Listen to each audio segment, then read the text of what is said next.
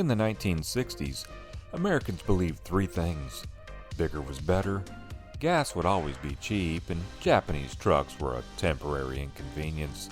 Like disco fondue or manual choke carburetors would become later. This is a story of how Toyota trucks showed up quietly and then simply refused to leave. Welcome to Auto Chatter, where facts, opinion, and speculation will be given. Leave a like if you enjoyed this one, and let us begin. I like you. You make me laugh. Toyota's first real attempt at selling a small pickup in America was the Toyota Stout, a name that promised masculinity and delivered something closer to a mechanized lunchbox. Yeah, I know Land Cruiser pickups came first, but that's another story. Anyway, at the same time, Detroit was selling full-size trucks that idled like industrial machinery and drank fuel like it was free, and in 1964 it basically was. These trucks weighed as much as a studio apartment and handled like one too. But trucks were workhorses then, as opposed to do-it-all vehicles now that could be equipped with luxury car-grade amenities, with prices to match. It's not like the domestics didn't see a future with smaller trucks, as vehicles like the Corvair pickup was a thing. It was basically made to counter the VW transporter trucks, but the chicken tax killed them off in the US, and Corvair had its own problems later thanks to people like Ralph Nader. Anyway, Stout was created for work too, just for much, much smaller projects. Still, for 1964, the Stout made quite the impact in the US, to 4 people, because that's how many they sold that year here. Long story short, America ignored the Stout. Ford and Chevy sold trucks the size of ranch houses, and rival Nissan got a head start here with their small Datsun trucks. It didn't help too that besides the Land Cruiser, most of Toyota's lineup in the US wouldn't exactly be considered reliable.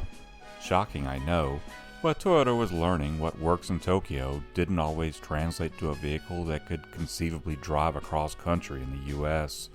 The Datsun truck sales were far better than the Stout, as after 4 years only around 3,400 Stouts were sold. Toyota retreated from the pickup market in the US by 1967. This little fella just couldn't find a market. But don't feel bad, because we're talking about Toyota this chatter, as opposed to some brands that have gone the way of the dinosaur decades ago. Toyota commanded 12.3% of the world's market share in 2025, making them numero uno. In 1969, Toyota tried again, this time with the Hilux, a name meaning high luxury, which at the time meant vinyl seats that wipe clean, I guess. These stood out for me for the clever and cost-effective way they were modified for the US market, besides putting the steering wheel where it belongs on the left. Vehicles here needed front turn signals, and the side view mirrors were not mounted up near there either. So just stick some turn signals where those JDM mirrors would have been and call it a day. Toyota didn't even need to stamp out different fenders. I'm guessing the thought process for the Japanese company then was still, people who may buy these isn't out to impress anyone. Nissan kind of chuckled as they were still leading this tiny truck race here, and their trucks already had a cleaner look. To dodge the infamous chicken tax, Toyota shipped trucks over without beds and bolted them on in California starting in '72 prior to reaching US dealerships. The first IKEA experience, minus instructions. They were not the only imported trucks doing this in the 70s either, as a cab and chassis was subject to a much lower tariff. Detroit's compact truck response to this slowly growing market was swift and simple by 1972.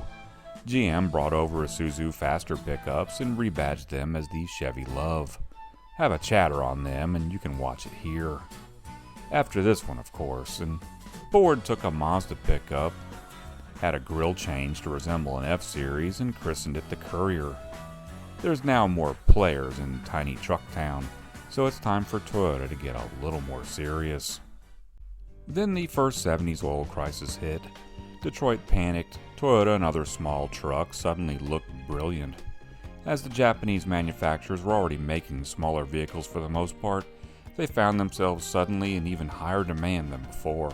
Four-cylinder small trucks were good enough on fuel for commuting, but still had a bed for your projects. These little Toyotas were not fast and they weren't stylish, but they started every morning, which in the 1970s felt like wizardry. Toyota's problematic reputation in the 60s was doing a 180, and by 1975 they became the top-selling import in the US, toppling VW's long reign. Also that year, a four-wheel drive version could be purchased here, but it wasn't from the factory. A company called Off-Road Marketing started modifying Toyota trucks with it, and they were available for purchase at Toyota dealers. They had a Dana front axle and transfer case, like a Jeep CJ then, and were called Wolverine four-wheel drives. They were produced until Toyota themselves started offering a four-wheel drive model from the factory years later. Long beds started becoming available as an option this gen, following Nissan's lead, but Toyota would be slow to offer an extended cab like Nissan started doing for '77. SR5 trim's debut is the sportier upscale option. This stood for Sport Rally 5, as a 5-speed manual was part of the package.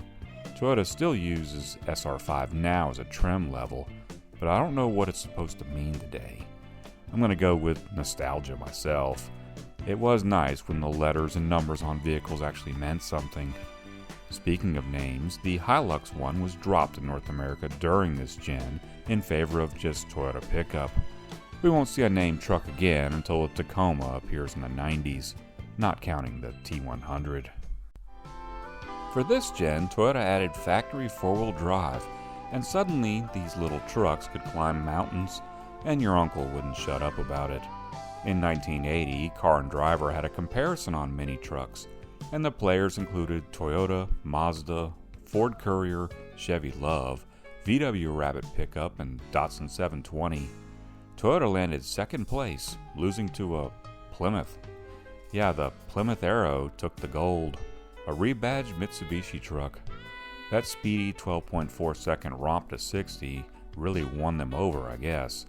The Diesel Rabbit took almost 10 seconds longer to get there, and all the others landed somewhere in between.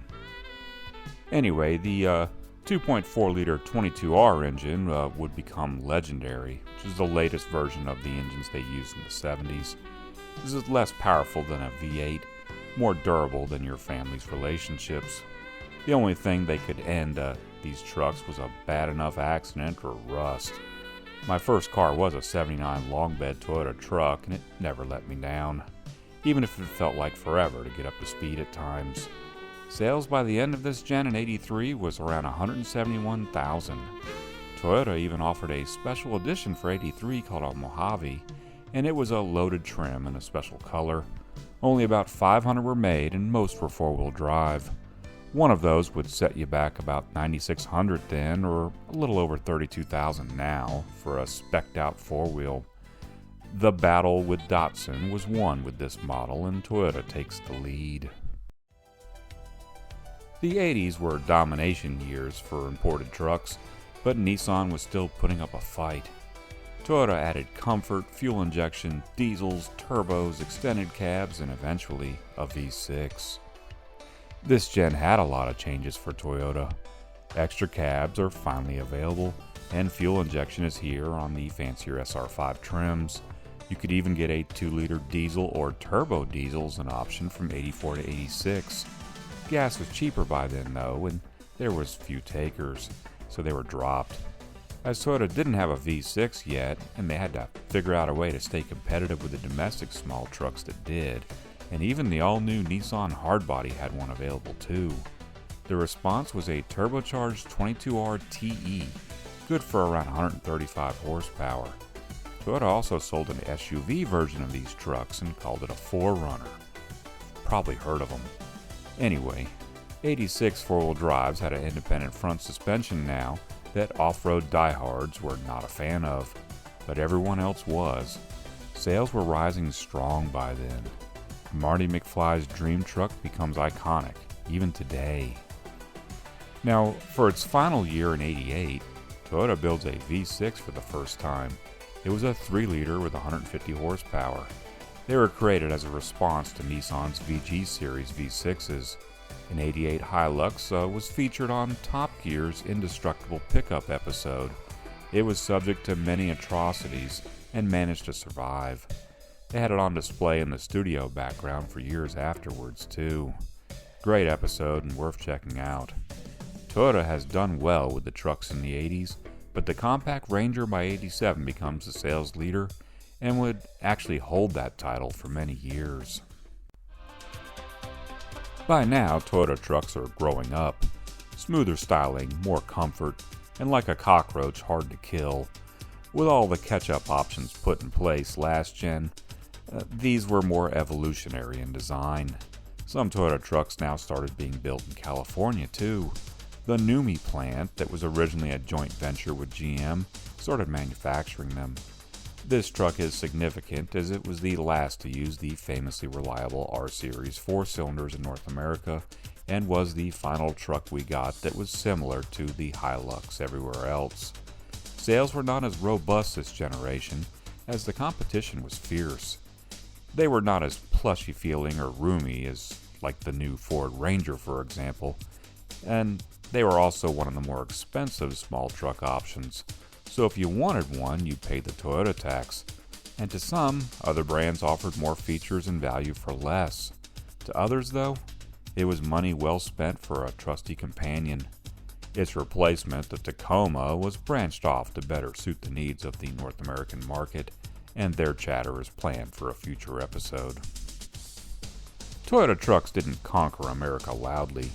It's interesting how they didn't really win over small truck buyers with innovation, as Nissan did a lot of that, especially in the 70s and even the 80s.